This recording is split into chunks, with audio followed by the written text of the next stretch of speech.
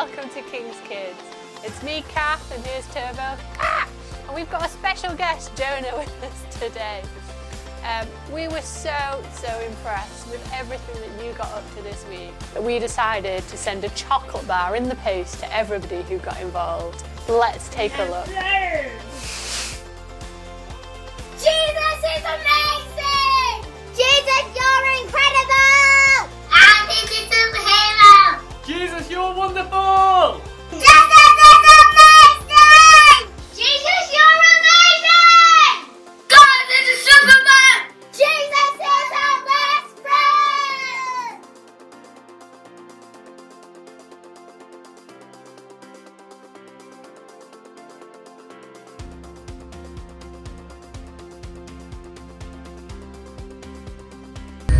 Five, four, three, two, one. 1, 2, 3, 4, 5, 6, 7, 8, 9, 10, 11, 12, 13, 14, 15, 16, 17, 18, 19, 20, 21, 22, 23, 24.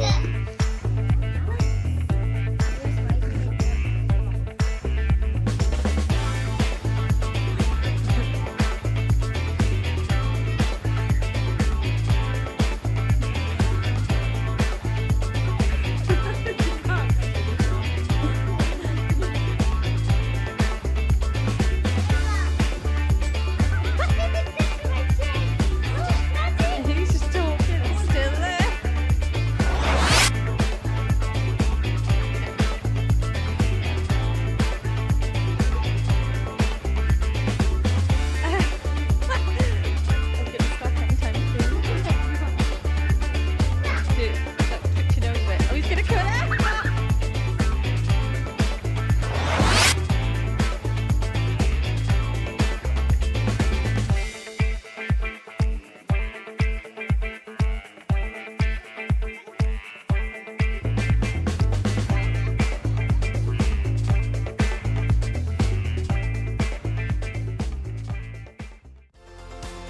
So if you're one of our regular viewers, you'll know about the You versus Mike challenge.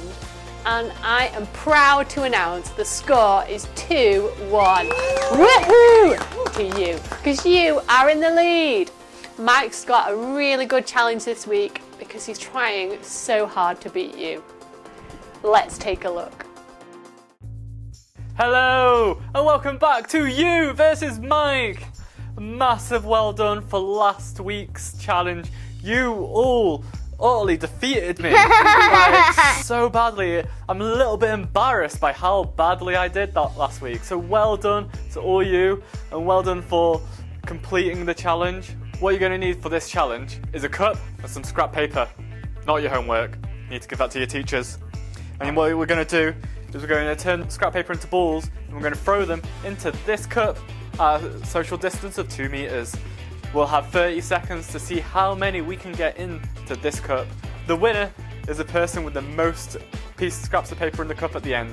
So, I've got 5 balls here ready to throw, my cup's there, and my time is ready. So I'm going to start on the count of 3. 1, 2, 3,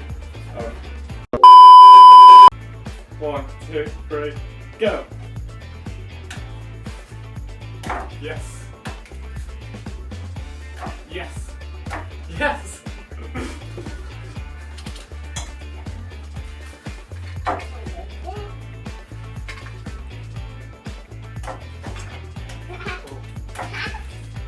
Yes!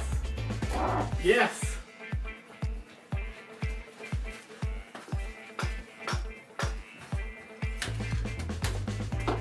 Time's up! I managed to get 5 paper balls. 5 of these paper balls in. Yes! Oh, it's a lot harder than it looks. But have a go. Send in your videos. Show me you trying to beat me. Can't wait to see them. We'll see you next week. This week, our worship challenge is to give your all to Jesus in dancing.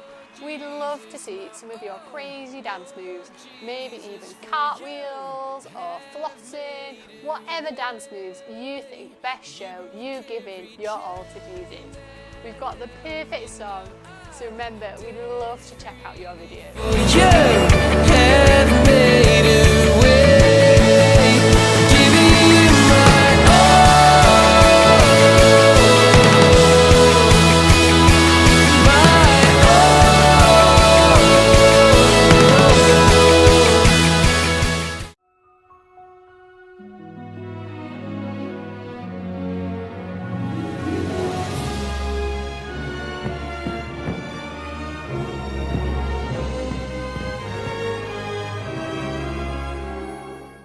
So this week is all about money, but how God says you should think about your money.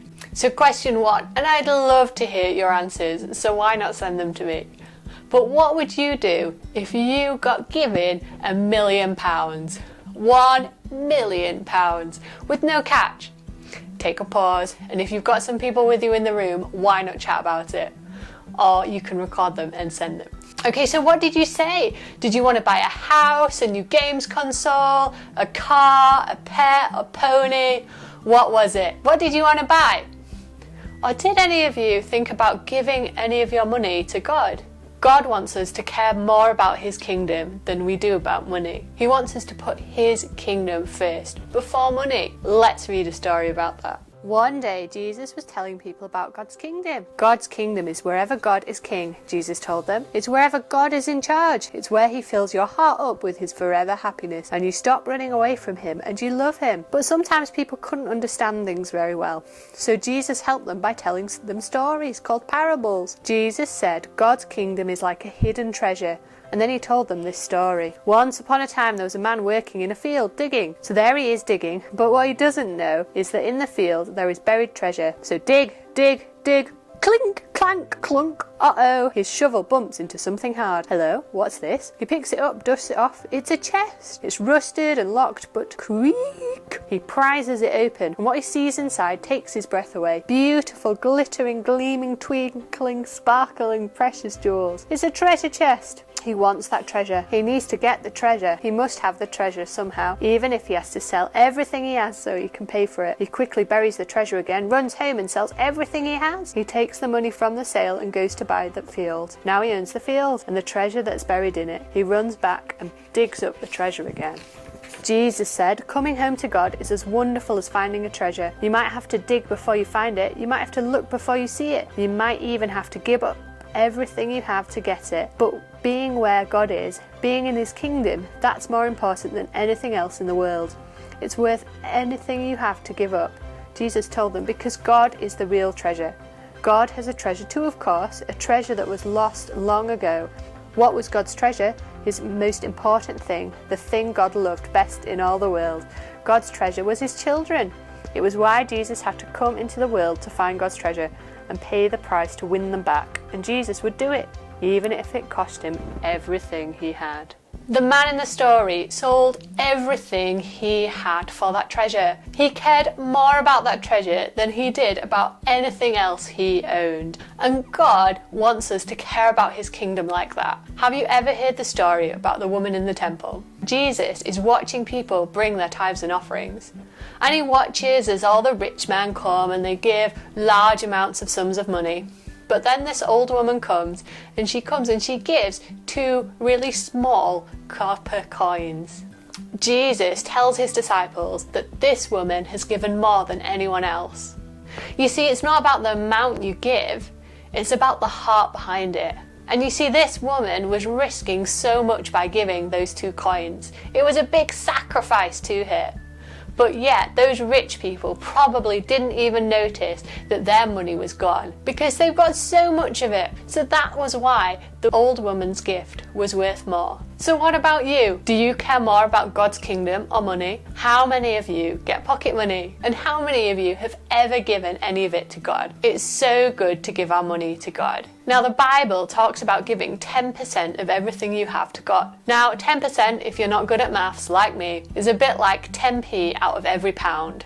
So it's not very much, it's just a small amount. But that's just a guide. Putting God's kingdom first is a sacrifice. And it could be sacrificing something small like a chocolate bar or like something you want. Now you might think it's not an easy task to give money to God right now, because you can't just put it in a basket. But there are so many other things you could do. Because you could put it in a basket, but then ask your mum and dad to pass it on. They could send it in the post, they could transfer it online with some wangle technology. Money can still be given to God. But maybe you don't get pocket money, because giving is not just about giving money, it's about giving everything. So think about everything that you have and what you can give. Maybe you can give your time. You can give your time to God by serving somebody in need or helping someone.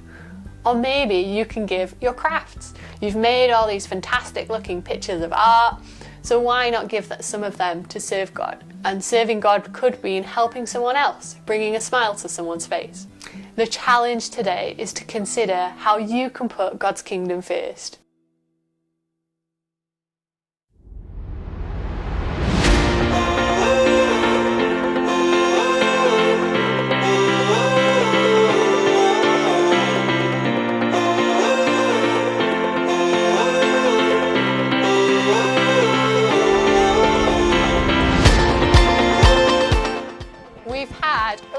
Great week this week, learning about God's kingdom and money. Have a fantastic week and we'll see you soon. Bye!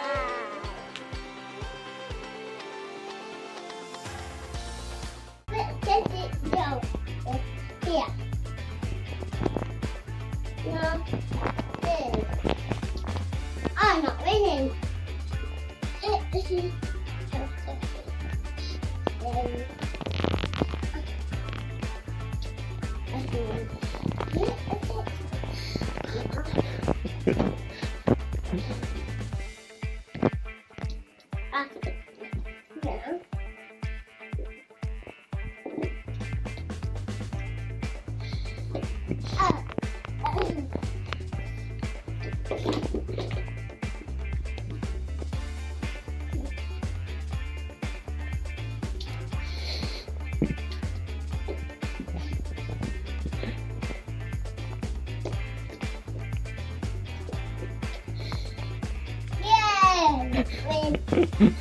Win. I'm winning. You win, Jonah.